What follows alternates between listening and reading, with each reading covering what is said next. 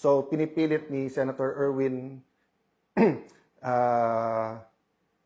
Tulfo na mag-hearing sa Monday, even if we know that yung na bogus, peke, hindi totoo yung kanilang session, so hindi rin totoo na acting Senate President si Win Gatchalian at hindi rin siya totoong chairman ng Blue Ribbon Committee.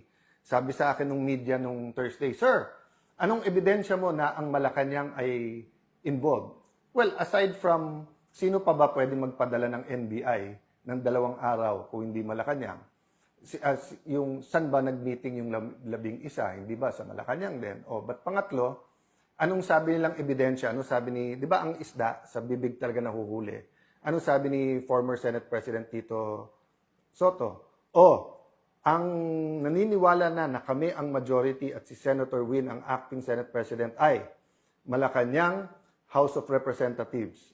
Ikaw na nagsabi, Malacanang, kasama sa plano eh. O yun din ang sinabi ni Senator Win.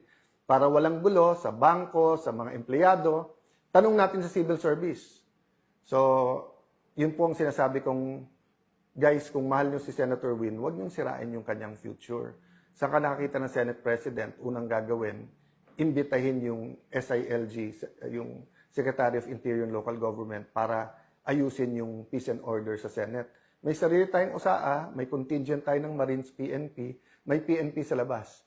Pag kulang yon, you can request the PNP. Hindi mo pinapapunta yung SILG mismo.